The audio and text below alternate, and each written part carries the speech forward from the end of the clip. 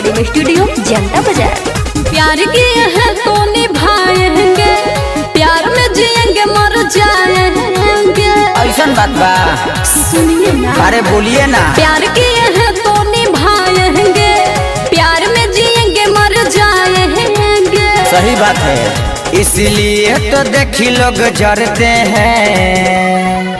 हम याद हो, अच्छा हम याद हो, हम याद है कि हुसन डरता है, प्यार तो पटेल जिससे करते हैं। हम याद है कि हुसन डरता है, प्यार तो पटेल जिससे करते हैं। अरे बुझला बबुआ, प्यार तो पटेल जिससे करते हैं।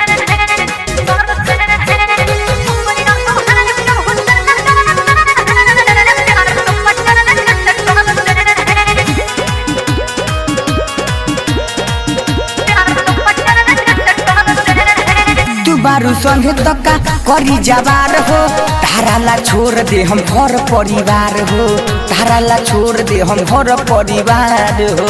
ए जान सुनो, टेंशन नहीं लेने का। तोहरे के अपन हम्बा नाई भकार हो, चाहे गोली चोली चाहे होई मार हो, चाहे गोली चोली चाहे होई मार हो। अरे हम देख ले, तोहरे दम पर सबका से लड़ते हैं। हम यादो है, अच्छा हम यादो है, हम यादो है कि हुसन डरता है, प्यार तो पटेल जिससे करते हैं। हम यादो है कि हुसन डरता है, प्यार तो पटेल जिससे करते हैं। अरे बुझला बबुआ, प्यार तो पटेल जिससे करते हैं।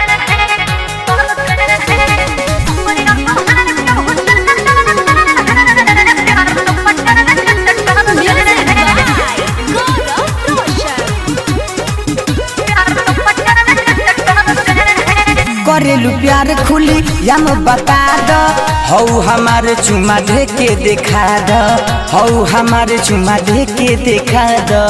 ए dear come here.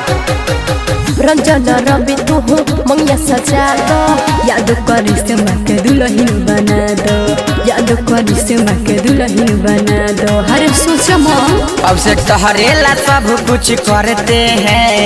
A Deere हम याद हो, अच्छा हम याद हो, हम याद है किसी से न डरता है, प्यार तो पटेल जिससे करते हैं। हम याद है किसी से न डरता है, प्यार तो पटेल जिससे करते हैं। क्या समझे? लक्ष्मी रिकॉर्डिंग स्टूडियो जनता बाजार।